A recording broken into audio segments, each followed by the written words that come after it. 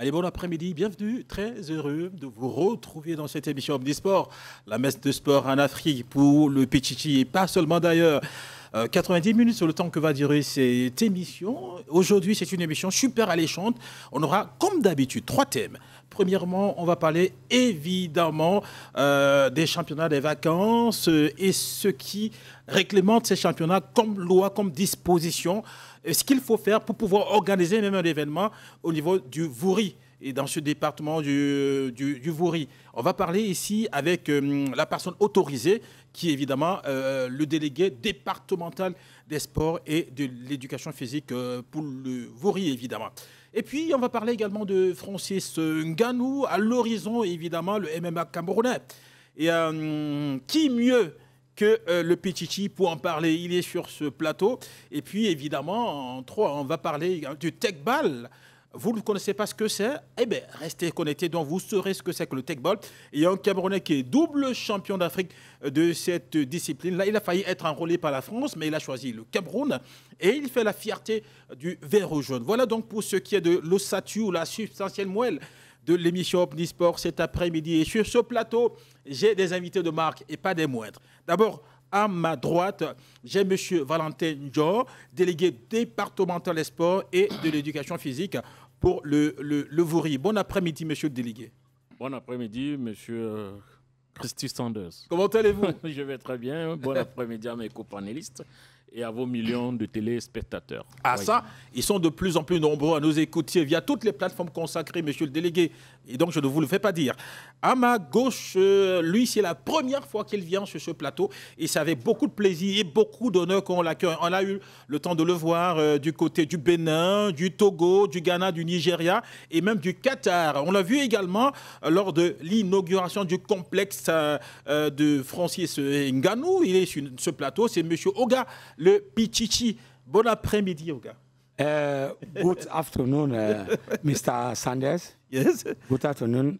It's a pleasure to receive me here. Good afternoon, monsieur le déréglé. Merci. Voilà, you are welcome. Et merci. Good afternoon tous les téléspectateurs que nous poursuivons. How are you? Non, I'm very well. I'm very well. On est déjà monté 4e niveau. Téléétage by foot. Yes. Ça veut dire que si tu n'es pas en santé, tu ne peux pas monter.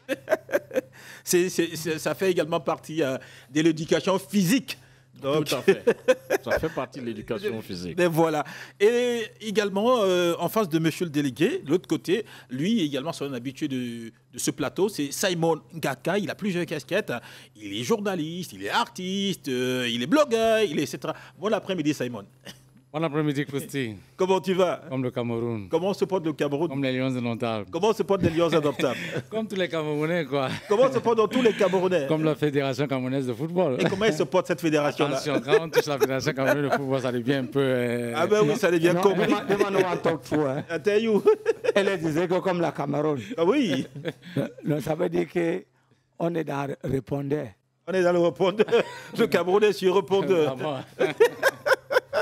Alors, messieurs, on va attaquer directement avec le premier sujet. D'abord, j'ai envie de poser la question avant d'attaquer monsieur le délégué à Oga.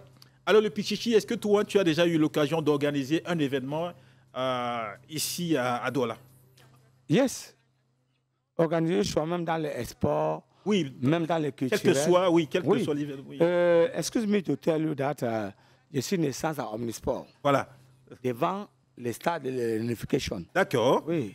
For all people who know me, Yes. ça veut dire que c'est là où le football est la naissance. Tout à fait. Par exemple, Njanka Beyaka, oui, que tout le monde connaît bien. Évidemment. It's my junior brother for the quarter. D'accord. Mpom Pierre, par exemple, et Idi Emile, Walai, Wobos Kareka, c'est les footballeurs. D'accord. I know them very well. Et puis, for some time, they give me le président d'un club de interquartier. Et monsieur le délégué, tu peux m'aider. Les famille, on était champion de quartier. Et tout quand les enfants n'ont pas joué, quand ils gagnent, c'est toi qui supporter. D'accord. Donc, vous avez organisé un championnat d'interquartier. Oui, le championnat, il est organisé avant qu'on mette les barrières. D'accord. Oui, le stade annexe. Every time, ça veut dire que nous, on est le côté de Bayern. Bayern, c'est un secteur de Omnisport. Ouais. Bon, maintenant tu es président. Quand les gars gagnent, président, président. Ça veut dire que tu vas maigrir seulement. Parce que le sportif ne cotise pas. Hein. Tout à fait. C'est le président qui donne les godasses, et donne les mangements, et donne le boivement. Mais le corruption de l'arbitre, c'est tous les présidents. Alors, l'autre question que j'ai envie de vous poser avant de taguer Simon, comment est-ce que vous avez organisé cet événement? Est-ce que vous êtes d'abord, vous avez pris l'autorisation? Si oui, auprès de qui? Vous vous souvenez à l'époque? Non. Interquarta, ça veut dire que oui, vous avez l'interquartier, c'était en vogue. Ah, d'accord. Oui, for all time, ça veut dire que même tu peux détecter un joueur. You come for see that, for the place. Tout à fait. Je ne vois pas un vedette des années 82 jusqu'à les années 80, je peux dire 2000, qui n'est pas passé dans les interquartiers. D'accord. Oui. Alors, Simon, vous également, vous avez eu l'occasion d'organiser un événement sportif, etc. Culturel. Culturel. Ah, d'accord. Et pour vous, vous connaissez le process, vous êtes quand même... Oui, la plupart du temps, on passe toujours par la voie normale, c'est-à-dire aller prendre les autorisations. Surtout que je n'ai pas eu à organiser, étant encore tout jeune, j'ai eu à organiser à un certain âge, donc entouré de plusieurs, parfois un bureau et tout. Donc on fait tout pour essayer d'avoir les autorisations. Donc là, c'est... D'accord. Alors, monsieur le délégué, on prend l'indice, on part sur le postulat de Oga pour commencer à vous taguer. Est-ce que les cas, comme Oga vient de dire, d'illustrer là, sont légion? Est-ce que vous rencontrez ça, c'est-à-dire les gens qui organisent les événements sans toutefois passer par le process normal? Oui, il y a deux cas, il y a deux cas de figure qui se présentent. Ouais. C'est-à-dire, il y a le cas de Oga et il y a le cas de M. Simon. Les deux cas de figure se présentent, c'est-à-dire que M. Simon parle des autorisations, telles que j'ai envie de demander auprès de qui. Et le cas de M. Oga, il parle d'une organisation sans toutefois mentionner une quelconque légalité dans son organisation. Parce qu'on veut animer le quartier. Voilà. On veut enlever des young men dans le vandalisme. On a other one. Donc parfois même c'est les autorités qui viennent dire que OK, on valide. Ah, d'accord. Exemple. Donc, je dis, ça dépend de l'année ou des années. Hein, les années auxquelles M. Oga a organisé. Oui. Mais je vais néanmoins rappeler que les dispositions ont été mises sur pied à partir de 2014. C'est-à-dire les dispositions qui encadrent les conditions et les modalités d'organisation des championnats, des championnats et camps de vacances. Ces documents, ces tests-là existent.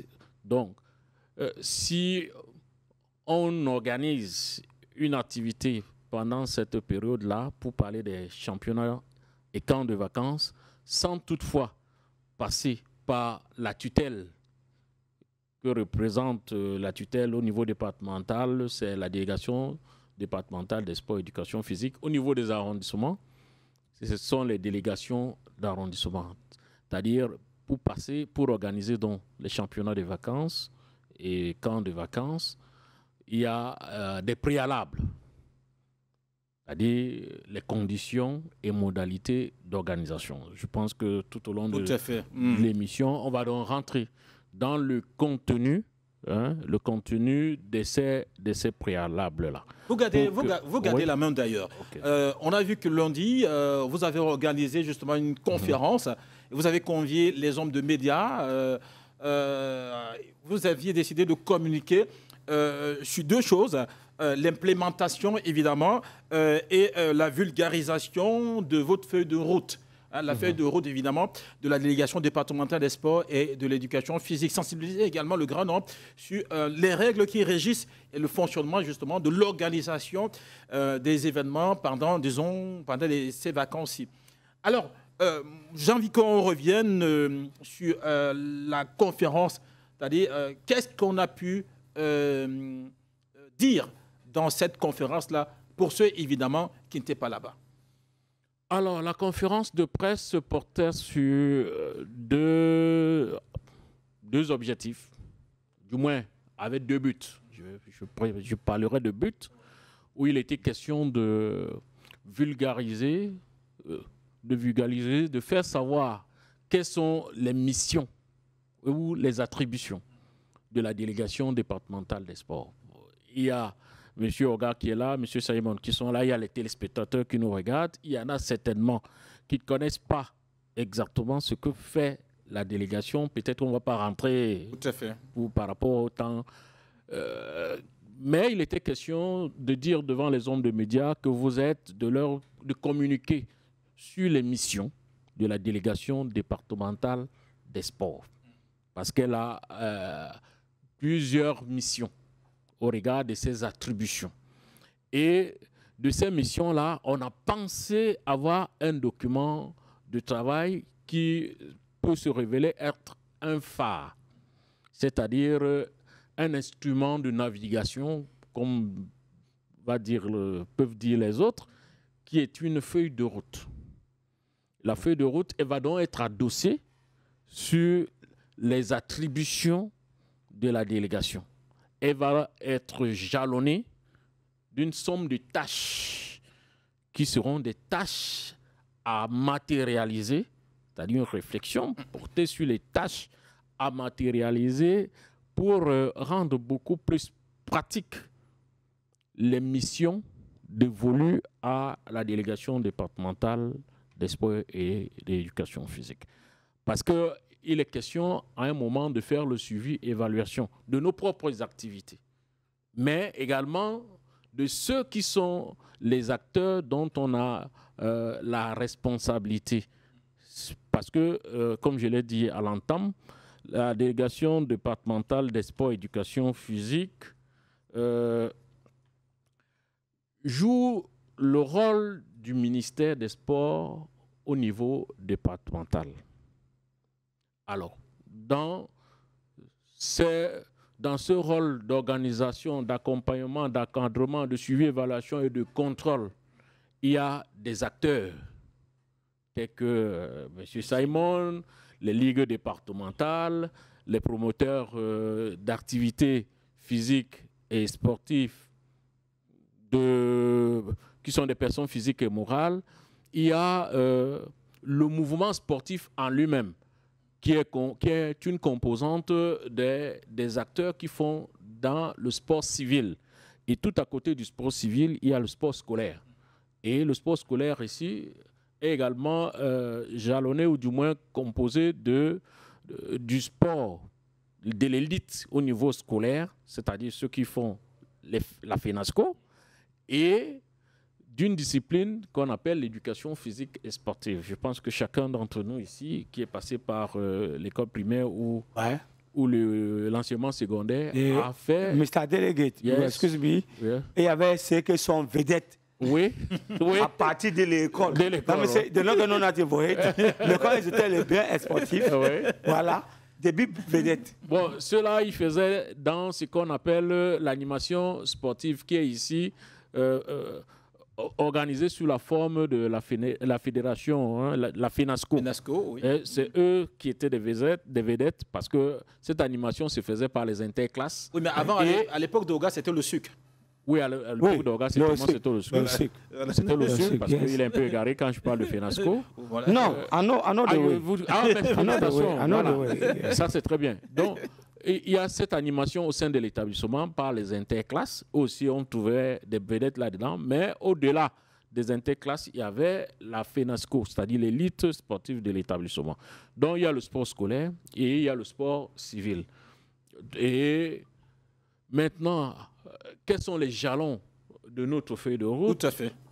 Je pense que les tâches sont multiples. On va dire entre autres, hein, c'est-à-dire on peut prendre quelques points saillants. Oui, parce qu'on ne peut pas tous les énumérer quand même. Alors, l'un des points qui nous tient à cœur au niveau de la délégation départementale, c'est l'encadrement de la jeunesse sportive.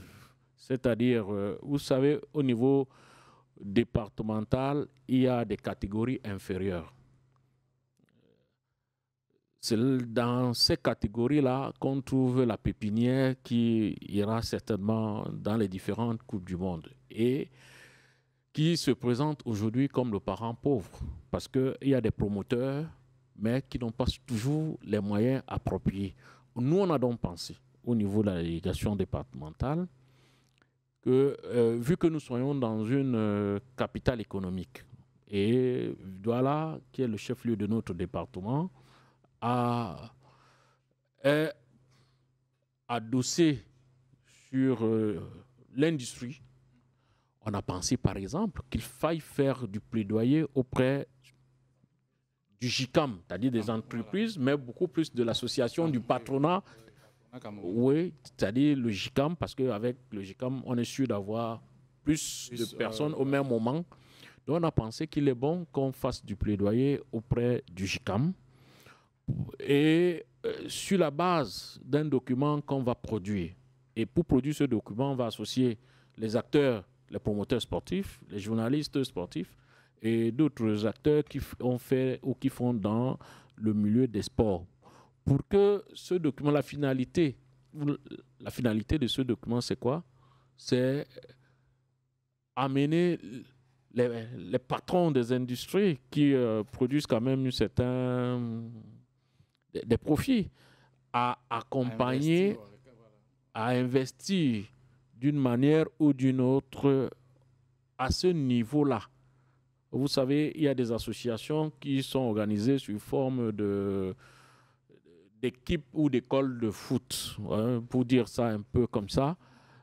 Et ces équipes-là, ces écoles ou ces associations sont affiliées au championnat en fonction des disciplines, des activités sportives requises. Ça peut être le foot, ça peut être le handball, le basket et tout, et la natation, mais même les marches. Même la marche, oui, parce qu'il y a la fédération, il y a le sport pour tous, et non pas toujours le strict minimum.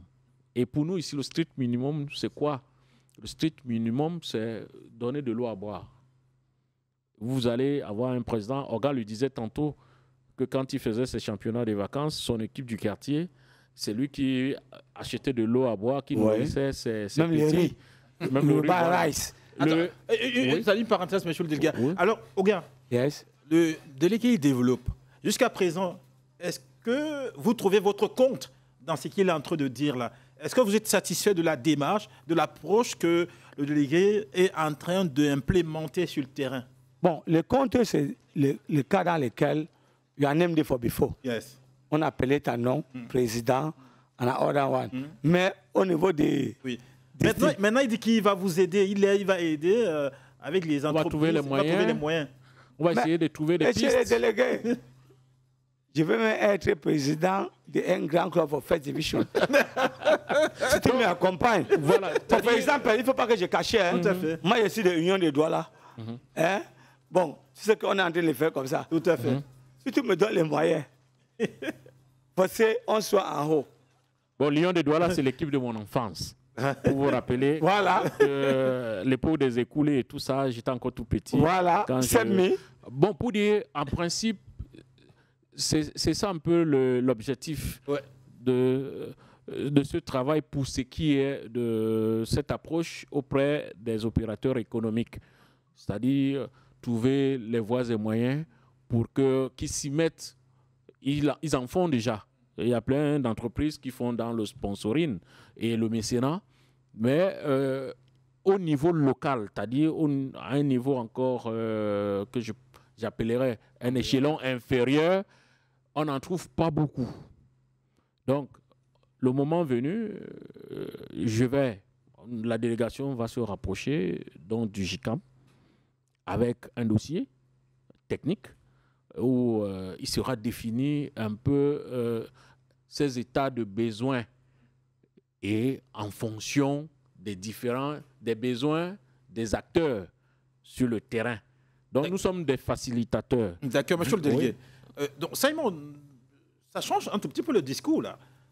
Parce que c'est un discours qui devrait normalement être fait, mais qui n'est pas fait. C'est la première fois qu'on entend que quelqu'un de l'administration, tout un délégué, du haut de son magistère, va décider donc de créer des pistes pour pouvoir trouver les niches, hein, pour pouvoir, comment je vais dire... Les niches, oui, les niches de financement. Pour les activités créées par des promoteurs dans des quartiers et pouvoir réglementer ça. C'est la première fois quand même qu'on entend un discours pareil. Non seulement c'est la première fois, mais en plus, je peux dire que c'est un discours positif. Oui. C'est-à-dire c'est la première fois qu'on essaye de comprendre que ce n'est pas toujours au niveau c'est pas quoi, supérieur, supérieur, supérieur. qu'on peut financer Dont des on a activités besoin. sportives, que ce soit sportif ou culturel. Hein, moi, j'englobe. Oui. Donc, ce n'est pas toujours à ce niveau-là. Ma peur, c'est d'une chose, c'est que nous savons que ces entreprises ne donnent pas de la manne. Il faut les intéresser. Il faut les intéresser de cette manière. Il faut que ce soit... Quand je dis intéresser, ça veut dire quoi? Si le JICAM dit, OK, on va accompagner peut-être un championnat... Une ligue départementale ou les ligues... Et tout, je crois que le JICAM va attendre ces entreprises du JICAM qui vont s'engager, parce que toutes ne vont pas s'engager.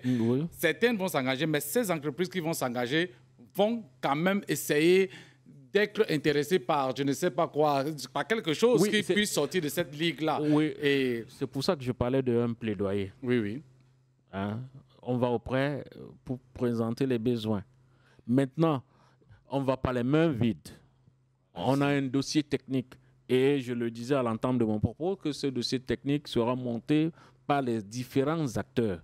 C'est-à-dire, nous sommes la tutelle, nous encadrons cette activité, mais les acteurs, c'est-à-dire les promoteurs, qu'ils soient physiques ou des personnes morales, parce qu'il y en a, les acteurs, c'est-à-dire les athlètes, vont participer à l'élaboration, les journalistes sportifs ou autres personnes capables d'apporter, vont participer à l'élaboration de ce dossier technique. Et c'est à partir de ce dossier technique que nous allons nous présenter auprès du JICAM, par exemple, pour parler spécifiquement de sans publicité, tout à fait. Ouais, c'est très intéressant. C'est très intéressant. Oui. C'est-à-dire, c'est ce panier que vous leur apportez qui va conditionner tout. Oui. C'est parce que ce panier, une fois qu'il arrive et qu'il est plein et qu'il est alléchant, ça va. C'est-à-dire, je pense que votre but, c'est de les faire comprendre que même au niveau de la Ligue nationale ou alors au niveau inférieur, on est capable de pouvoir faire des choses. Voilà. D'investir. Vous savez, le sport a plusieurs fonctionnalités aujourd'hui. L'une des fonctionnalités, ou quelques-unes des fonctionnalités, il y a l'éducation. Ouais. Il y a la lutte contre le chômage. Oui. Il y a la réinsertion. La lutte même contre les vandalismes. Oui, c'est ça que j'appelle la réinsertion. Ah, ok. Parce qu'il y a le gymnase MMA. Hein? L'arena de Oga, on en parlera. Qui peut être aujourd'hui, vous savez, un lieu où orienter les gros bras, on les trouve dans la rue. L'histoire des sports de combat nous a prouvé que c'est dans la rue qu'on trouve les meilleurs combattants. Parce que pour être un bon boxeur ou autre, il faut avoir surpassé la peur. Et dans la rue, dans ce monde-là, les jeunes ont surpassé la peur. Et on peut donc encadrer, à travers les activités sportives, cette valeur qu'ils ont, cette plus-value qu'ils ont pour avoir surpassé la peur, les encadrer et pouvoir les réinsérer dans la vie normale en ayant des professions telles que des boxeurs, des karatékas, ainsi de suite. Ça, c'est pour les sports de combat. Il y en a qui font dans les sports collectifs, du basket, du football, dont on peut... vous avez parlé de la culture tout à l'heure. Je pense qu'on a plusieurs artistes qui font dans les musiques urbaines, qui sont de la rue. Ouais. Je ne vais pas citer les noms. Non, ça c'est vrai. Les noms, ils sont là. Les noms Par exemple, les Njombolos, dans les rues. Voilà. Oui. Qui sont, too much. mais qui sont aujourd'hui, qui ont un métier. Oui. Donc, voilà, on peut faire pareil avec le sport. Et voilà un investissement au-delà de l'argent. C'est-à-dire, quand on dit à un opérateur économique, un chef d'entreprise qui est peut-être membre du GICAM ou d'une autre organisation du patronat, que bon, si vous financez à hauteur d'un franc symbolique un groupe de jeunes, c'est un homme qu'on gagne. Et que cela peut même faire en sorte que votre société ait un caractère un peu social. Oui, il y en a qui ont des caractères, qui sont des entreprises citoyennes, mais qui font dans d'autres volets. C'est un enfant qu'on gagne, qu'on sort de la rue, qui pouvait casser une pare-brise du côté d'Aqua, dont on donne un métier. Footballeur, boxeur, kickboxer, ainsi de suite. Donc, voilà un peu les angles dans lesquels nous voulons développer notre approche. Et Dieu aidant, on va peut-être atteindre ces objectifs. Il y a plusieurs autres. Je dis, il y a les collectivités territoriales décentralisées.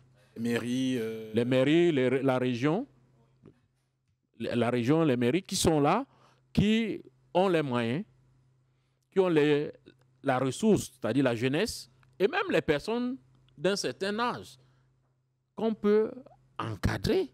Donc, vu que nous, on a l'expertise technique et eux, ils ont les moyens et la cible pour parler des collectivités territoriales décentralisées, on va donc auprès de ces collectivités territoriales décentralisées avec le transfert des compétences et des ressources dans le cadre de la décentralisation. Il y a même un budget pour ça. Hein? Les amener à s'outiller à ce qu'ils puissent organiser de façon plus technique et plus encadrée, scientifique, rationnelle, les activités de ce type. Parce que d'autres ont des directions de sport, mais ce n'est pas, ils ne sont pas la tutelle. Hein? Ils ne sont pas la tutelle. Il faut passer par la tutelle. Mr. Delegate. Yes. And my neighbor said that parfois il y a même les budgets sur ça. Oui. C'est comme tu ne pas comprendre. Oui. Voyez, Naoumi comme ça. Toi, il faut que tu ne pas comprendre. Say something about. C'est notre objectif, justement, pour que ces budgets puissent servir, soient plus efficients dans leur utilisation. Vous savez, quand les mains non expertes gèrent dans ce budget, dans ces domaines d'activité-là, on peut faire des activités sans que les objectifs ne soient véritablement atteints. Mais la tutelle que nous sommes, notre rôle serait donc l'accompagnement de ces, pour prendre le cas des collectivités territoriales. Mais sauf que, monsieur le délégué, jusqu'à présent, l'accompagnement est resté dans les tiroirs, c'est resté en 20 mots, c'est resté un discours politique. Comment est-ce que vous allez pouvoir, avec tout ce qu'on connaît, matérialiser cette implémentation sur le terrain? Oui, je vais vous surprendre en vous disant que l'accompagnement n'est pas qu'un slogan. Peut-être que les retombées ne se font pas encore suffisamment voir. Mais je vais attirer votre attention pour vous dire qu'il y a certaines collectivités territoriales décentralisées qui se sont déjà lancées dans la mise en valeur du sport comme un adjuvant de développement de la ville au travers des infrastructures sportives. Déjà, la mairie de la ville, pour ne pas la nommer, a construit des infrastructures sportives dans certains, environ 6 infrastructures sportives dans certains quartiers de la ville de Douala, qui serviront justement à encadrer. Vous voyez le phénomène des... comment est-ce qu'on les appelle, le phénomène des gars qui... Les microbes. Le phénomène de microbes peut trouver un justificatif aujourd'hui. Vous voyez, il y a des quartiers qui n'ont pas d'infrastructures sportives, qui n'ont pas d'espace de jeu. Et quand les jeunes n'ont pas d'espace de jeu, au cours de leur développement, ils ont beaucoup d'énergie à dépenser physique.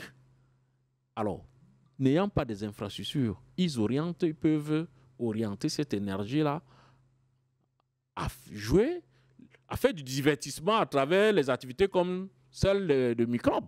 Parce qu'ils sont inconscients. Couchez-vous. Couchez-vous.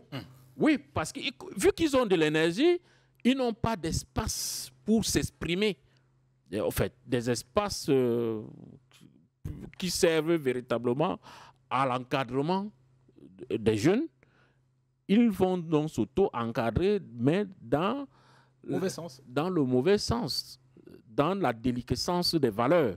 Donc, en principe, notre rôle, pour que nous soyons aussi au ministère des Sports des enseignants, c'est-à-dire les cadres, nous sommes aussi des enseignants, on a un rôle pédagogique à jouer tout en adossant ce rôle pédagogique dans la didactique de l'enseignement. Parce qu'il faut un contenu, il faut trouver, il y a un contenu.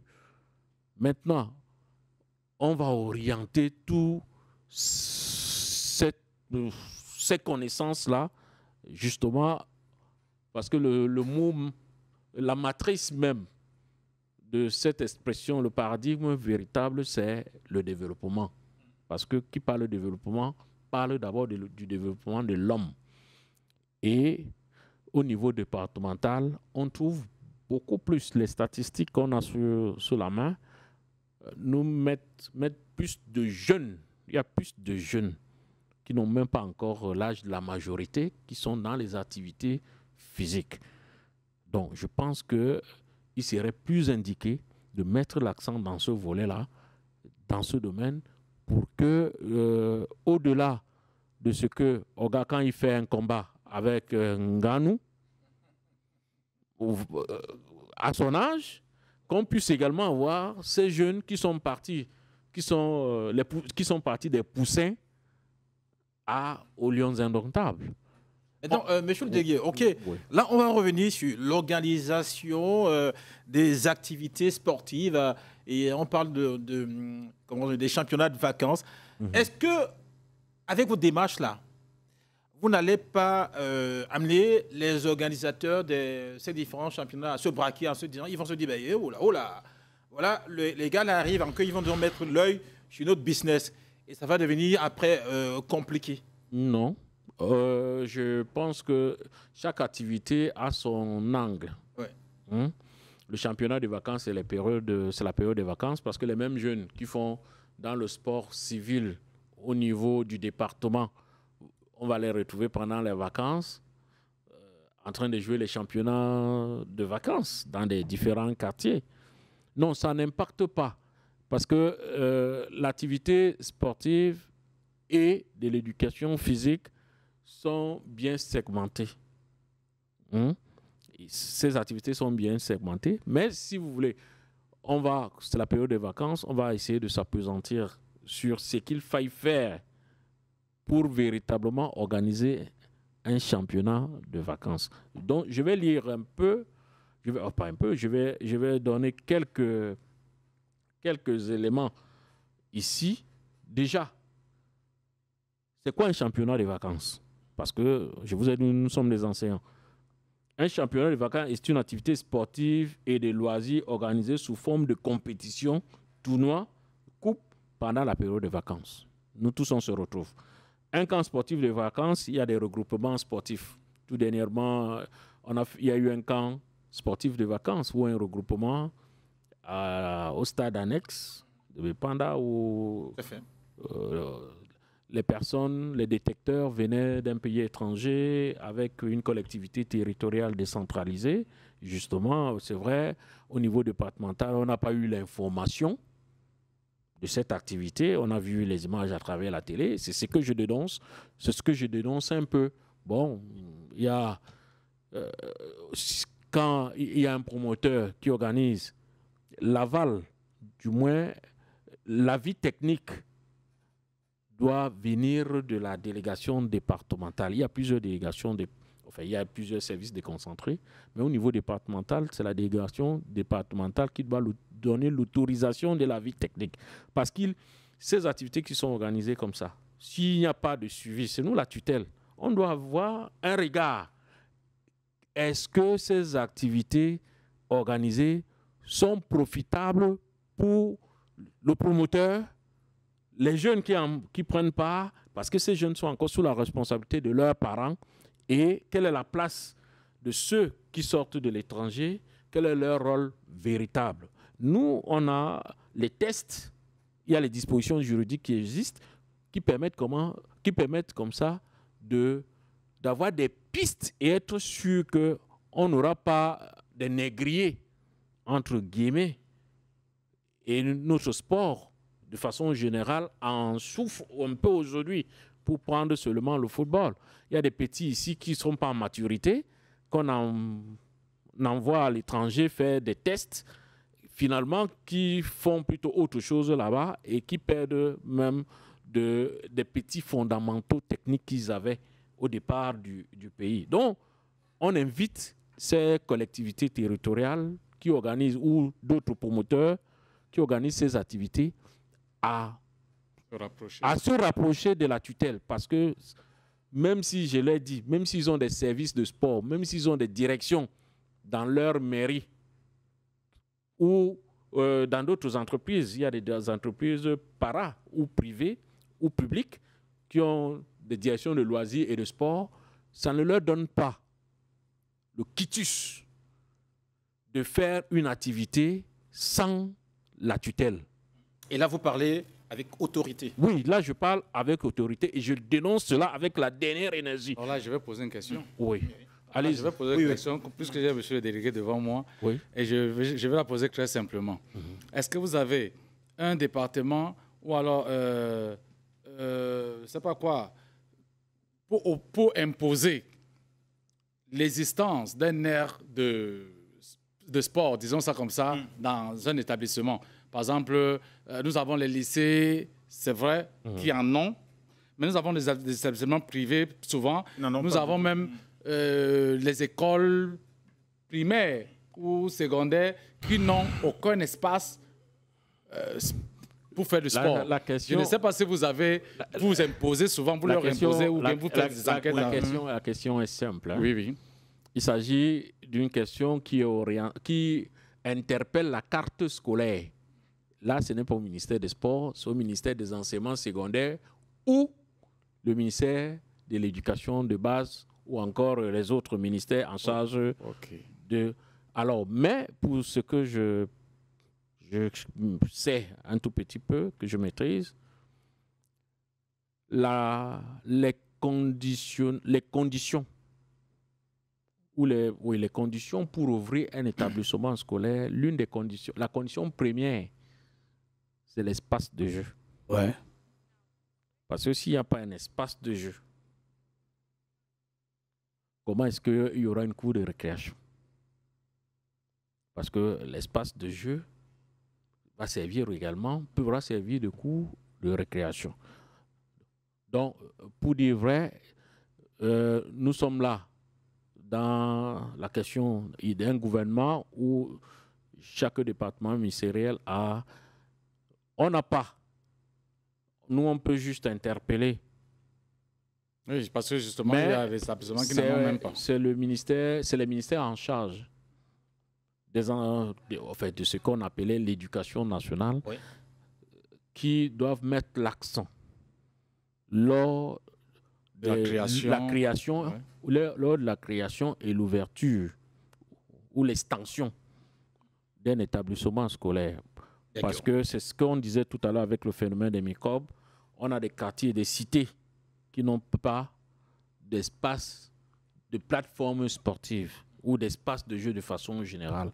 Alors ces enfants-là, avec le trop plein d'énergie, qu'en fait-on tout de suite en bande organisée, ils iront dépouiller les voisins pour se défouler dans l'ignorance, alors qu'ils pouvaient, lors d'une activité sportive, se retrouver sur un terrain de basket et puis... football, handball, et ainsi de suite, et se défouler là-bas dans ce qu'on va appeler une activité saine et qui leur transmettra les valeurs. C'est pour ça qu'on dit la pratique du sport est également un moyen de transmission des valeurs. Et à travers les normes. Et c'est pour ça que la réglementation, même quand on va faire un sport de combat, Oga le sait, il sait où il doit donner le coup de poing pour tel type de sport de combat. Lui, il a dit qu'il ne monte plus sur l'arène. Hein. Il a dit ça dernièrement. Il ne peut plus entrer. Bon, bref, on va les modalités. Oui, oui. Donc, monsieur le délégué, quand vous venez de taguer au gars, je propose qu'on attaque avec le MMA et puis on revient sur les modalités. Okay. D'accord, le temps pour nous de souffler un tout petit peu là-dessus. Eh bien, écoutez, là, maintenant, on va passer au deuxième thème. On met le premier au frais. Là, on va parler justement du MMA, évidemment. Oui, oui. Et on a vu Oga recevoir Francis Ngannou en grand pompe du côté de Bouna Moussadi. On a créé le premier complexe, la première académie MMA au Cameroun et en Afrique. On se dit, avec ça, finalement, le MMA camerounais voilà. Avec ce temple-là, le MMA camerounais donc, verra le soleil à l'horizon. D'abord, Oga. Yes. How are you? Very well. Comment se porte le MMA au Cameroun? Ça s'est porté bien.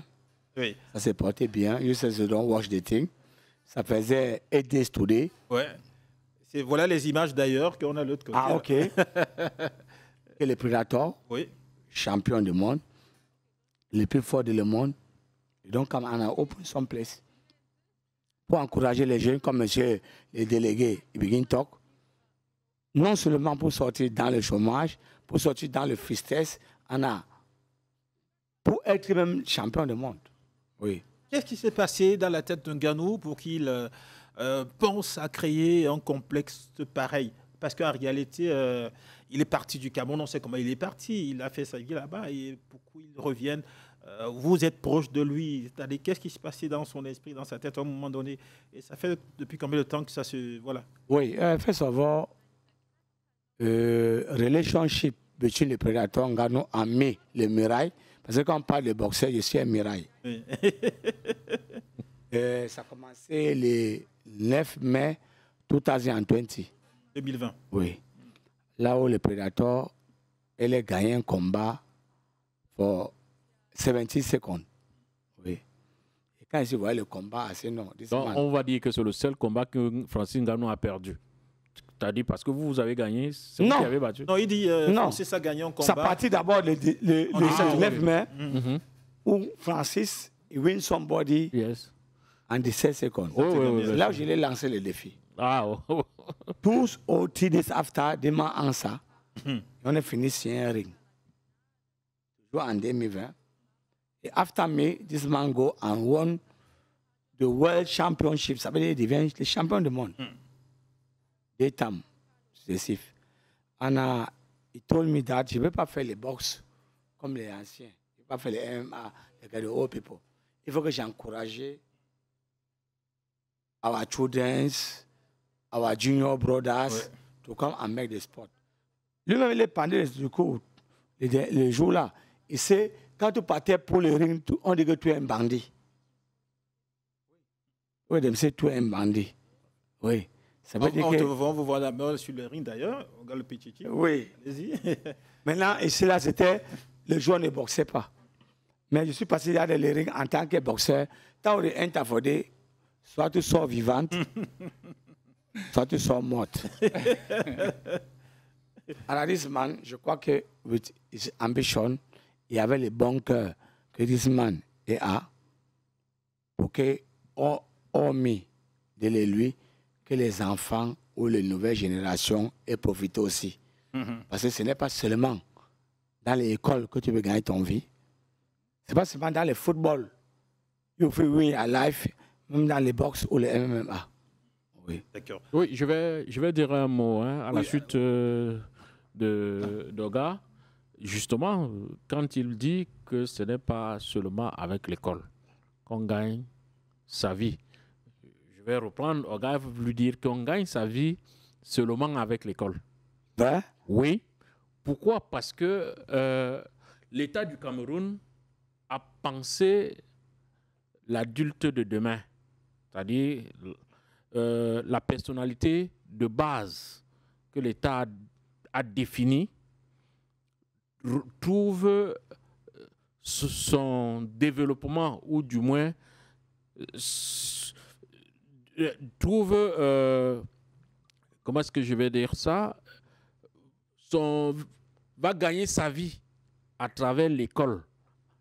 Pourquoi? Parce que l'école a été... Non, monsieur le délégué. Permettez.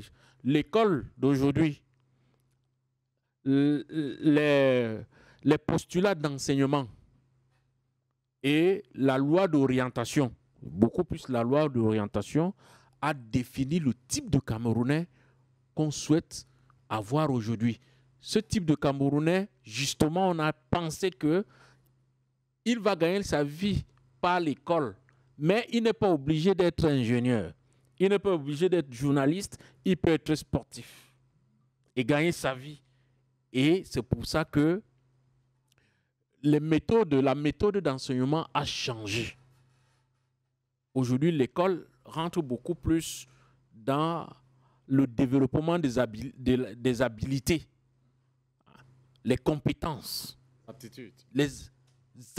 l'aptitude ou les aptitudes dans le cadre d'habilité. Ça veut dire, si vous êtes un acteur, c'est-à-dire si vous vous intéressez à l'humour, aujourd'hui l'école a les programmes liés à l'humour, à la cinématographie, ainsi de suite. Ça existe aujourd'hui. Peut-être vous n'avez pas ces informations. Et c'est pour ça que le président de la République a pensé qu'il était indiqué d'avoir... Permettez que je chute. Qu'il était indiqué d'avoir aussi tu vas tomber, une académie MMA? Non, une académie, l'école de foot. Ah d'accord, justement des brasseries du Cameroun. Non, l'école que le président a créée dernièrement. Oui. Mais avant de sortir, est-ce que Nganou, par exemple, il était à l'école où tu disais là? Alors, maintenant, ça, j'ai dit l'école d'aujourd'hui.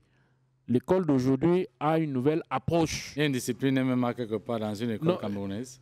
Il y a la pratique des activités sportives à travers l'éducation physique et sportive et l'animation sportive qui permet qu'on puisse trouver une orientation à donner à ceux qui ont plus d'habilité dans la pratique du sport.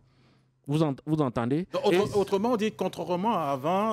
Contrairement... En fait, je vais le dire autrement et simplement. Il est en train de nous dire, l'État du Cameroun a pensé à cela, que vous pouvez réussir en pratiquant le sport. Et il y a des institutions, il y a des établissements de ces sports qui mettent en valeur vos aptitudes, vos capacités et tout. Et vous pouvez arriver à un niveau. Mais je pense que ce que nous sommes en train de dire ici, et ce que le Pichichi est en train de dire, est clair. Nganou est la preuve vivante qu'on peut ne pas avoir les moyens pour entrer dans ces écoles-là. Ouais. Mais arriver. On devient champion du monde.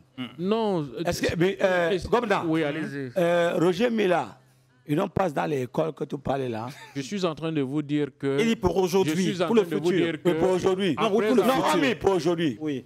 Tout à l'heure, donc c'est Abba École et Jeune. Un monsieur que I know very well. Parce que Naï, il est poussé moi à supporter l'Union des Douala. Il donc passe dans l'école de football. Bon, Pichichi, s'il vous plaît, écoutez-moi un peu. Je suis en train, à des mots simples, à des mots simples, n'est-ce pas? On s'est rendu compte que l'école, la formation intégrale, aujourd'hui on parle de la formation intégrale. Formation intégrale prend en charge, ou s'occupe de quoi?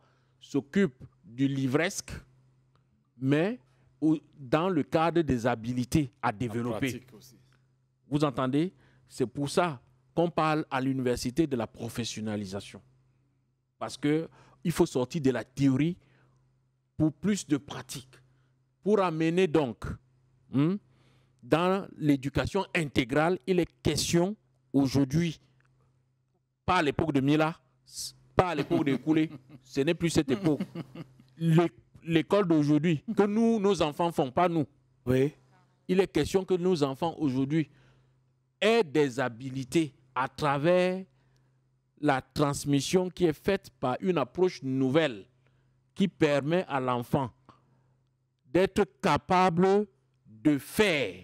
Et c'est pour ça que même dans le cadre du sport, comme dans le cadre du français, ou de l'anglais, et ainsi de suite, l'enfant doit être capable de résoudre un problème. C'est dans cette école que nous sommes aujourd'hui. Et c'est pour ça qu'on a rentré dans les postulats de formation au lycée, peut-être à l'école primaire aussi, les activités telles que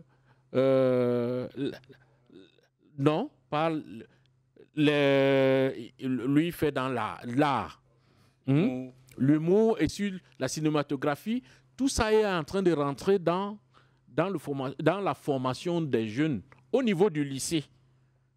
Et ça se suit donc au niveau de l'enseignement supérieur. Oui. Donc, pour dire, l'ANAFOOT, par exemple, l'ANAFOOT rentre dans la création de l'ANAFOOT. Donc, comme là, au fin. Oh yes. Ça veut dire que pour être peut-être un champion du monde, like Francis Ngannou, il faut que tu passes par l'école de ABC. On est en train de dire que l'école de ABC... Les Francis Ngannou de demain maintenant, c'est-à-dire, au lieu qu'on ait un seul Francis Ngannou sur 10 ans ou sur 20 ans, ou sur 50 ans, ou sur 100 ans au Cameroun, c'est-à-dire qu'on pense à mettre sur pied une méthode qui nous permet d'avoir 10 Francis Ngannou qui nous permet d'avoir sur 2 ans, sur 3 ans. Sur 3 ans. Et c'est pour ça que l'État, et à travers les opérateurs privés, on a pensé au sport-études. Vous allez, sans publicité, à UCB, on fait foot, hand, basket, et on voit les gars, les athlètes, en fait, les basketteurs de NBA, il y en a qui sont sortis des... Parce qu'apparemment, on trouve que c'est pas normal que les Camerounais, malgré les turpitudes qu'ils vivent, malgré le rythme de vie compliqué qu'ils ont eu, malgré ce qu'ils ont traversé, sont devenus des champions. Donc ça veut dire qu'en réalité, on a des champions qui sommeillent. Et comment faire pour les détecter? Donc mettre donc des structures en place. On met les structures en place, mais on n'est toujours pas sûr. Les enfants qui vont à l'académie de Francis Ngannou, par exemple, ils vont d'abord, pendant qu'ils viennent à l'académie, ils vont aussi à l'école. Parce qu'on n'est pas sûr, certains qui seront automatiquement des champions. Il y en a qui peuvent se casser, qui peuvent avoir des accidents et ne plus arriver à être des champions, mais ils savent lire et écrire. Mais moi, j'ai un souci avec cette façon d'expliquer. Oui. Parce que j'ai l'impression que c'est beaucoup de théories. Non, nous sommes dans des principes. Non, allez-y. Nous sommes dans des principes. Nous savons qu'il y a sport-études au Cameroun. Nous savons qu'il y a des établissements où on a détecté les footballeurs, les handballeurs, les basketteurs, on connaît FAP, on connaît tout. C'est-à-dire tout ça, même l'armée a sa part, c'est-à-dire on maîtrise tout ça. Mais cela n'enlève en rien le principe de la vie. Le principe de la vie qui dit ceci, on est capable d'arriver au sommet sans être passé par toutes ces académies. Pas l'école. Pas toutes ces académies. Ça, c'est le principe de la vie. Comme le gouvernement, c'est une politique. J'ai tellement de personnes avec tellement de talents et tout. Et c'est pour cela que, par exemple, ce jour-là, dans l'arène, on lui a demandé les conditions, c'est quoi? Il a dit très simplement, avoir le courage. Il a dit qu'il n'y a pas question de donner de l'argent. Il n'y a pas question de s'inscrire quelque part. Si vous êtes courageux, si vous savez qu'on peut fermer cette porte, et que vous restez alors vous êtes accepté. Bon, je reviens, Monsieur Simon.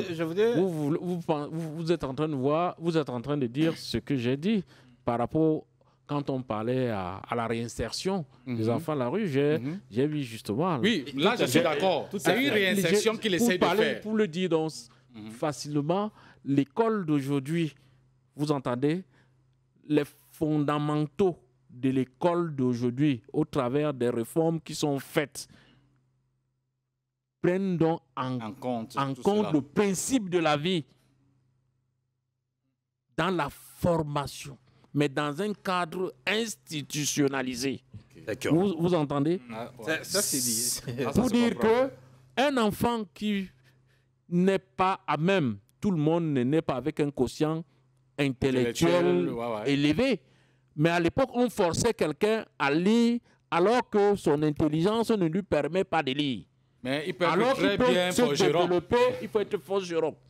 L'école d'aujourd'hui tient donc en compte la qualité cette qualité-là, que ce n'est pas parce qu'il ne sait pas la lire, à cause d'un problème physiologique, que nous, on ignorait, ou fait que les parents ignoraient à cette époque, qu'il peut avoir un problème physiologique. Peut-être l'enfant est autiste. Il a un retard au niveau de sa croissance de son cerveau, mais on veut par tous les moyens qu'il lise. Alors qu'il peut développer les habiletés ailleurs, dans la musique, par exemple. Ouais. OK? L'école d'aujourd'hui tient donc compte de cela, de ce principe, c'est que vous avez appelé principe de la vie. D'accord.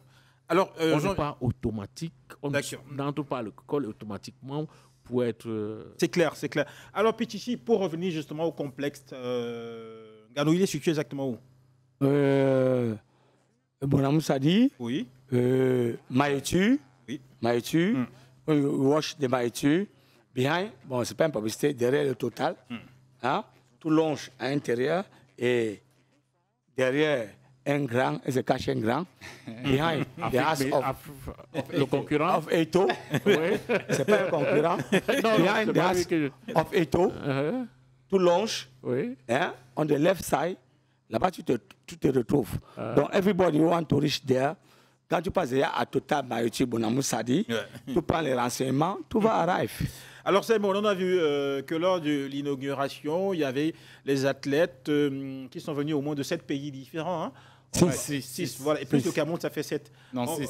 Oui, plus le Cameroun, ça faisait 7. Oui, on, Yes. on parle du Congo, la RDC, ici, très tout ça. Oui, C'est-à-dire- Ivory Coast, oui, Ghana, oui, Togo, Gabon. Gabon. voilà.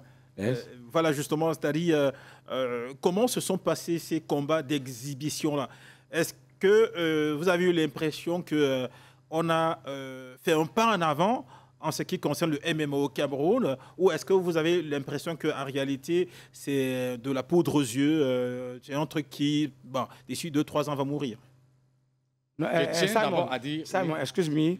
I want to give some words. Yes. Avant ça, je n'étais jamais envoyé un combat de MMA pour Cameroun. MMA. Pour Ah, Cameroun. non, vous n'avez pas vu Super Makia?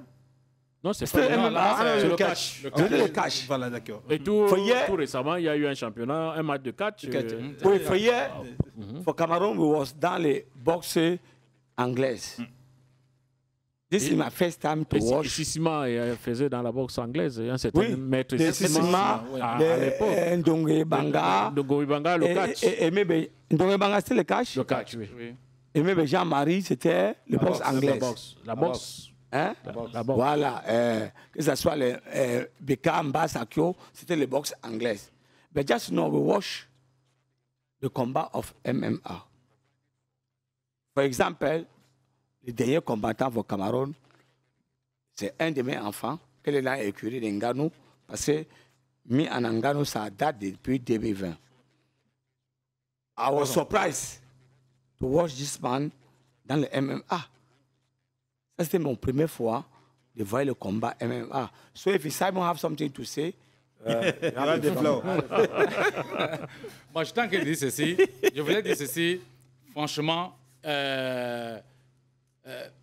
pour moi, c'est... Je suis convaincu que Francis Ngannou a une vision. J'en suis convaincu. C'est-à-dire, j'ai suivi son discours, l'inauguration. J'étais même à la conférence de presse à Aqua Palace. Conférence de presse. C'est-à-dire, on lui a posé des questions. La façon dont il répond, très simplement, mais il répond en vous faisant comprendre quelque chose. C'est que je sais d'où je viens. Il a répété plusieurs fois. Je sais d'où je viens. Quand je suis arrivé et que j'ai vu ce qui se faisait, je me demandais comment je peux faire pour amener ça chez moi. Ça frappe lorsque quelqu'un le dit. Donc ça veut dire qu'il n'est pas venu, ce n'est pas un hasard. Et il dit ceci, il a voulu faire cette salle. Mais il fallait qu'il y ait des partenaires, il fallait qu'il y ait des personnes qui essayent de l'accompagner dans ce projet. Ouais. Et que c'est un projet qu'il a depuis des années. Et il en a parlé, et il a commencé son arène là, comme il dit, c'est un projet de 7 ans. On voit la réalisation aujourd'hui de 7 ans. Je ne pense pas qu'on peut être dans un projet pendant 7 ans alors que ce n'est pas le projet de sa vie. Ça, j'en doute fort. Qu'est-ce que je veux dire? Je veux dire, j'étais à l'inauguration, j'ai vu ce qui s'est passé, Et ces matchs qu'on nous a dit, les matchs d'exhibition, n'ont pas été des matchs d'exhibition. Oui. Puisqu'on a vu du sang couler. Il n'avait d'exhibition que de nom. Oui, de nom. On a vu. Excuse-moi, Yeah. ça veut dire que les médecins, ils étaient obligés De réanimer. de monter sur les rings, forcer des reanimations. Parce qu'il y a des personnes qui ont été évanouies. Des combattants, dans un combat, de quoi, le 6e combat, si je ne me trompe pas. Oui, mais le 6e combat, même le combat between these guys. Ouais. Voilà. Camerounien, oui, sont Togolais. Voilà. Oui. C'était de vrais combats avec tout ce qui est comme la puissance, la force et tout. Et s'il vous on a plaît, vu. please, dès le départ, de l'entorser, quelqu'un peut mort là. Oui. C'est le règlement. Et que ceux qui ne sont pas habitués à la violence, c'est même Francis Ngannou qui l'a dit. Quand il a fini son discours, il a dit que ceux qui ne sont pas habitués à la violence sortent. Parce qu'une fois qu'on va commencer, il sera même le premier à se mettre à la porte. Personne ne sort. OK? C'est vrai que c'était un peu pour amuser, mais il est temps que le dire vrai. Parce que quand les combats ont commencé, on a pensé qu'on devait faire comme on fait souvent au judo, à la boxe. Ouais. On te retourne, tu tombes sur le tatami et puis on applaudit un peu là. Voilà. Mais Regarde, c'était pas ça. par exemple. C'était, voilà, c'était de Ça, c'est vrais le 6e combats avec combat. de vrais coups. Diamonds, c'est this Ivory Coast man. Yes. Donc, C'était pour pas répondre, pour finir, hein, pour chuter, je veux dire ceci. Je ne crois pas que c'est la poudre aux yeux. Je ne crois pas qu'il ait fait toute une salle avec 2 octogones. Donc, les octogones, c'est les rings. Les rings qui sont en 8 et qui se ferment, des octogones. Et qu'il ait investi tout cela, tout simplement parce que, bon, je pense que il l'aimerait. Il veut à tout prix implémenter le MMA. Il sait que c'est un filon, si je veux en parler. C'est un filon pour lui. Il y a aussi les boxes anglaises. You watch the two rings. Évidemment. Tout ça, oui, tout. C'est deux rings. Et puis, excuse-moi, quand je suis monté sur les scènes, c'est vrai, pour faire un spectacle, Mrs. a said that tu peux fuir dans un stade de football. Tu peux fuir.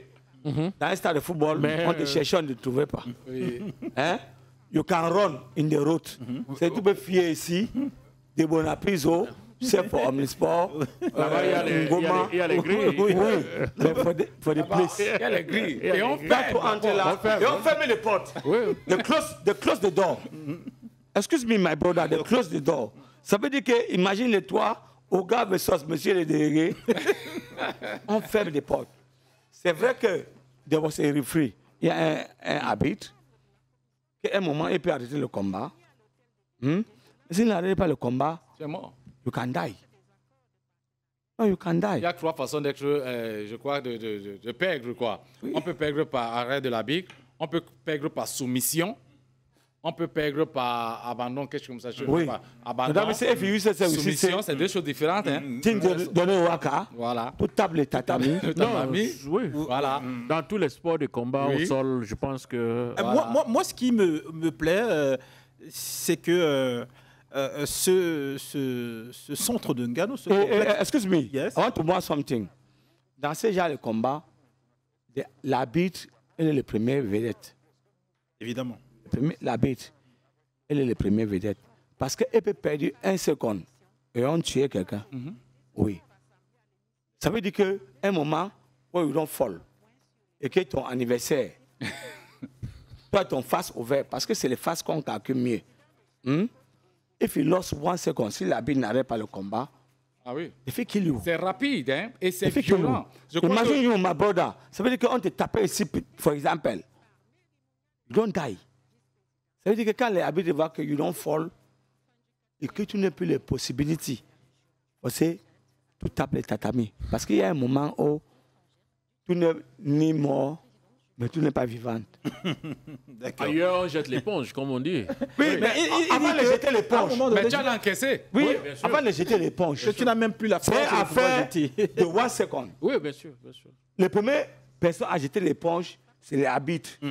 Quand il voit que tu n'es plus à niveau pour supporter la combat. Oui. Alors moi, ce qui me plaît également, c'est ce que je voulais dire tout à l'heure, c'est que ça se retrouve dans la zone de compétence de monsieur le délégué. Tout à fait. Et donc, vous étiez au courant de la création de ce complexe-là À votre niveau, comment est-ce que ça s'est passé la relation entre Nganou et vous et comment est-ce que vous avez accompagné à la création, évidemment, de ce grand complexe sportif-là? Bon, là, on est en train de... Votre question sort un peu du volet purement sportif pour entrer dans le volet administratif. Évidemment, évidemment. Donc, pour ce qui est de l'administration, on ne peut pas avoir l'inauguration d'un espace tel que celui-là sans que les autorités de la région, déjà, sans que les autorités au niveau national du ministère... Justement, le représentant du gouverneur, je pense. ne soient informés. Gomna, Oui. je ne suis pas trouvé ça, Fodandé, dans le bon sens. Vous pouvez permettre que je réponde d'abord, vous allez revenir. Donc, ce qui voudrait dire quoi? Ce qui voudrait dire que l'administration est organisée. L'administration est organisée. Il y a le gouverneur qui est là, qui joue le rôle au niveau de la région des membres du gouvernement, qui était pas son représentant, certainement, pas son représentant, qui a représenté le gouvernement. Quand je dis le gouvernement, la tutelle en charge du mouvement sportif au Cameroun. Donc, quand le gouverneur est informé au niveau de la région, cela veut dire qu'il a reçu de la haute hiérarchie du gouvernement le quitus de représenter le ministère en charge, le ministère en charge. Donc, je pense que le gouverneur informé, cela veut dire que le délégué régional des sports est informé. On est dans l'approche qui se veut celle de l'administration. Au plus haut niveau. Tout à fait. Voilà, au plus haut niveau. La journaliste. Voilà. Yes, mais pas le peine de dire que tu es d'accord. Et c'est par exemple un adage qui disait que si tu as un problème, il faut compter sur les classes politiques. Hein? Yeah. C'est que tu n'as plus un problème, tu as des problèmes. Moi, il faut comme dans, elle va te dire ce qu'il voulait.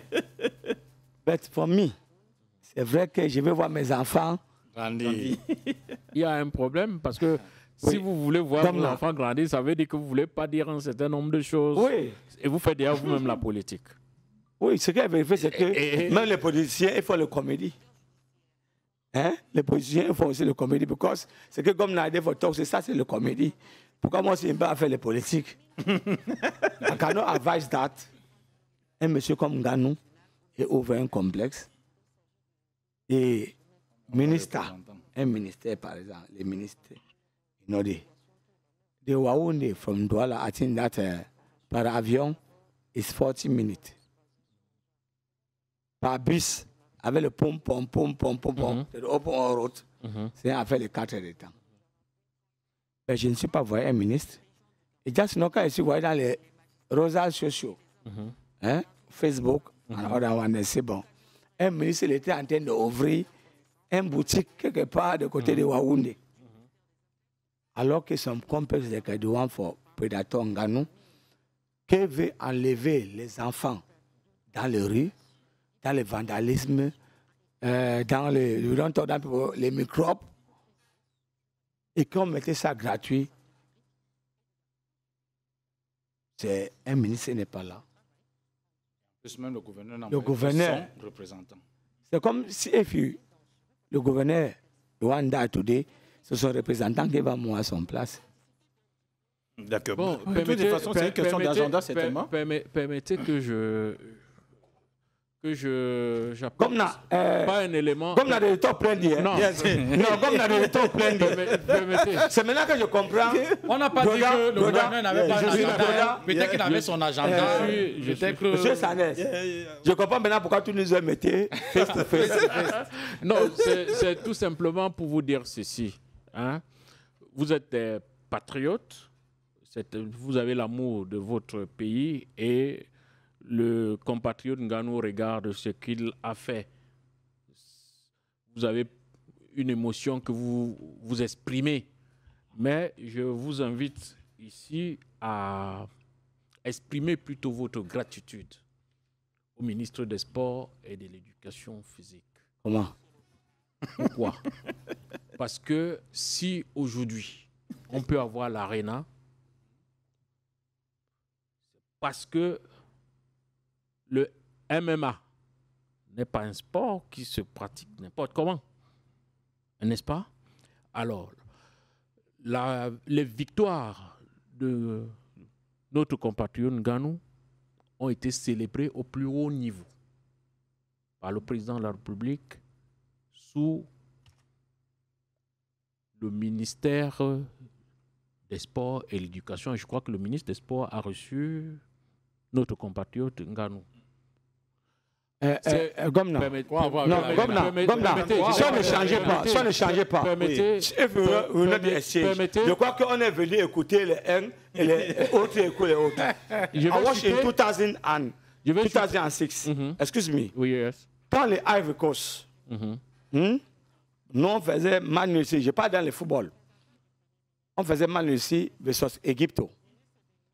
Et le Côte d'Ivoire est gagné, si je ne me trompe pas, le Kenya, pour se qualifier pour 2006 pour le World Cup. On a vu le président Laurent Gbagbo sortir dans les rues. Sortir dans les rues, les you and me, hein? Les you and me, comme un enfant de les rues. To celebrate.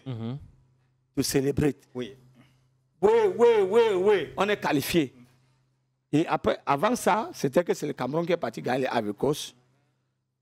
3 buts à 2, 3 buts de Haché Webo.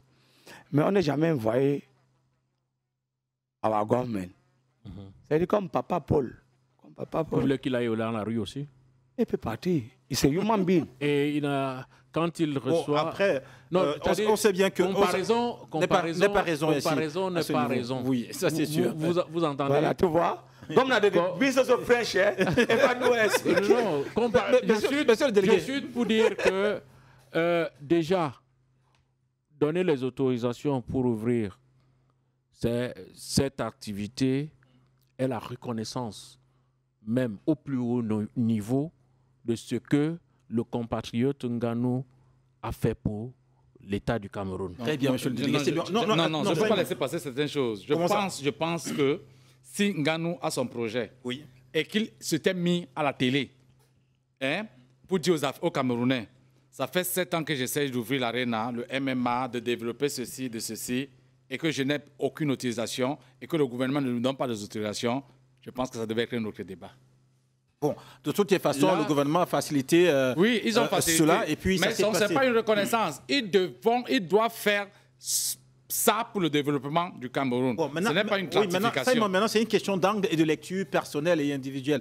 Bon, de toutes les façons, c'est là, le gouvernement a accompagné Ngannou, l'arène est ouverte à tous les jeunes Camerounais. Je vais parler également ici d'un jeune Camerounais, messieurs Oga, Simon et monsieur le délégué. Lui, il n'a jamais mis les pieds au Cameroun. OK, mais il défend les couleurs du Cameroun.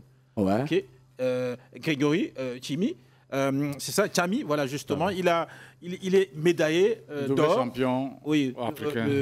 Au Tech Ball. Et j'ai eu l'honneur d'avoir un entretien avec lui depuis la France. Et on va écouter un peu quelques bribes de ce qu'il a dit au lendemain de sa victoire. Et puis après, on revient juste derrière. Quelques bribes, parce qu'on n'a pas assez de temps quand même. Beaucoup d'honneur, beaucoup de fierté, en espérant que cela puisse inspirer les prochaines générations à venir essayer et surtout performer au nom du Cameroun dans notre discipline où les opportunités sont multiples. Donc la suite pour moi est toujours de garder un niveau et surtout de progresser sur la base que j'ai pour essayer de toujours titiller le top international, les joueurs européens qui sont actuellement les joueurs les plus expérimentés et les meilleurs en termes de classement. Préparer ma Coupe du Monde qui arrivera à une date que je ne connais pas pour l'instant et aussi en attendant 2027 pour la 3e édition des Jeux africains de plage où j'espère ramener une 3e médaille et vraiment commencer une domination par rapport à cette discipline, par rapport impressions à nous accorder évidemment par ce champion-là. Il s'appelle Grégory Tchami, voilà, double champion d'Afrique. Alors, j'ai envie de poser la question, d'abord, monsieur le délégué. Quel effet ça vous fait de savoir qu'il a été approché par l'équipe de France? Il a refusé, il a dit non, lui, son cœur bat pour son pays. Il n'a jamais mis les pieds au Cameroun, ça il faut le dire déjà. Excuse-moi. Ok. Elle est naissance où? Il est né en France. En France. Voilà. Bon, tout simplement, je vais un peu rentrer dans ce qu'a dit le président de la République à ses compatriotes. Parce que même né en France, il a ses parents qui sont allés en France. Et c'est le cas pour plusieurs Camerounais de la diaspora. Il y en a qui partent d'ici, il y en a qui naissent en France. Et on dit, le président a dit, allez conquérir le monde.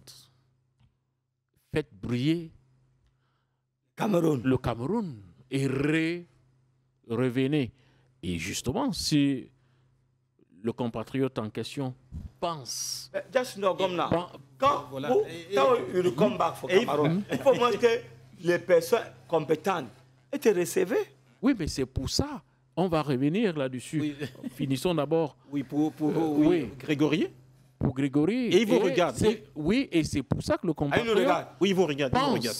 Certainement, il a des projets pour... Il est en direct. Il allait conquérir le monde. Ouais. Et il va certainement revenir pour remettre aux siens ce qu'il a pu gagner en termes de matérialisation, construction, formation. On est dans le sport. Et je pense, je ne sais pas combien de fois vous avez presté devant les autorités de ce pays.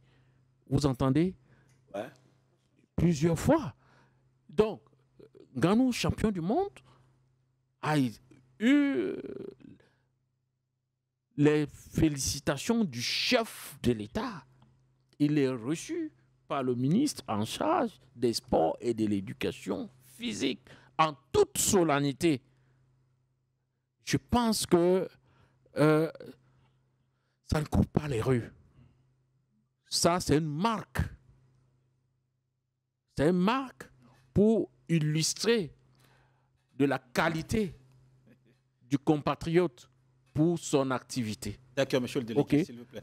Voilà. Oui, Simon, un mot pour justement Grégory. Oui, c'est impressionnant de savoir que c'est un compatriote des patriotes.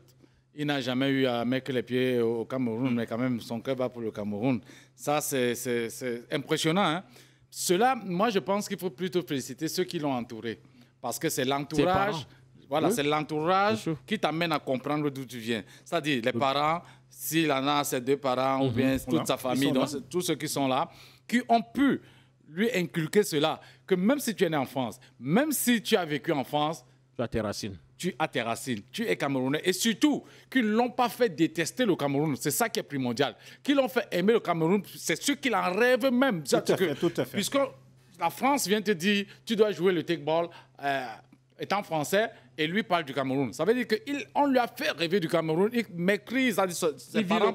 Il vit du Cameroun. Oui. Et il faut surtout dire aux téléspectateurs que le take-ball, ça se joue avec... ça se joue... Il n'y a que les bras et les mains qui ne doivent pas toucher à la boule. Quoi. Donc, on joue avec les pieds et tout. Et ça se voit, là. Tout ça. Ougal, Pichichi? Yes, for tell you true, my brother, take ball, je ne connais pas very well. Vous n'aviez pas regardé Sport Parade à l'époque? Oui, Sport Parade. Aujourd'hui, on a Omnisport. Aujourd'hui, on a Omnisport. Oui, alors, si vous avez un message à adresser à Grégory qui vous regarde. All thing I want to tell from my junior brother, from my child, congratulations. Je crois que le jour, le jour va venir à Cameroun. I want to meet him and to greet him. Parce que quand on fait quelque chose, que tu sois camerounais ou pas, hein, moi je connais, apprécie. D'accord. Oui. So I'm waiting for him here very well. Kevin aussi est aussi un champion comme moi. C'est ça le vrai civisme. Alors, monsieur le délégué, pour sortir, parce que là, on n'a plus de temps, quel est le dernier mot à adresser justement à tous ceux des acteurs là qui concourent à la création et l'organisation des championnats pendant les vacances-ci? Bon, en un mot, j'invite tous les promoteurs des championnats de vacances à passer à la délégation départementale pour prendre connaissance des dispositions qui sont établies pour ce type d'activité. Et il n'y a pas que la délégation départementale, il y a les délégations d'arrondissement. Mais je pense qu'en venant à la délégation, on n'a plus suffisamment de temps pour... en venant à la délégation départementale, ils pourront avoir plus d'amples informations de où et comment trouver les délégations d'arrondissement. Et vous dire aux compatriotes qui nous regardent, à mes copanélistes ici, qu'il faut faire confiance aux institutions de la République. Tout à fait. Si nous sommes ce que nous sommes, des grands aujourd'hui, c'est parce que le président de la République et le ministre des Sports, le professeur Francis Mouele-Kombi, sont dans une démarche pour faire du Cameroun un pays aux mille couleurs. D'accord. Okay. Alors j'ai envie du sport. D'accord. Alors si vous me permettez, s'il vous plaît, j'ai envie de souhaiter un joyeux anniversaire à quelqu'un, la collaboratrice d'Alain Foka. Oui. Voilà, elle s'appelle Seth Ngom Priso. Voilà, elle a eu 1 an de plus ce jour et donc c'est ma belle-sœur à moi également. Je lui souhaite amour, paix et lumière. Joyeux anniversaire. Et beaucoup d'argent. Et beaucoup d'argent. Ouais. Allez, Oga, qu'est-ce qu'on dit? Bon, qu'elle ait beaucoup d'argent et que le Dieu Tout-Puissant lui accompagne. Voilà, Simon. Allez, joyeux anniversaire. Allez, donc Omnisport édition de cet après-midi. Point final. Merci de tout, merci pour tout. Portez-vous bien, on se donne rendez-vous la semaine prochaine. Et surtout, n'oubliez pas, nous sommes Dash Media, la voix de l'Afrique. Au revoir.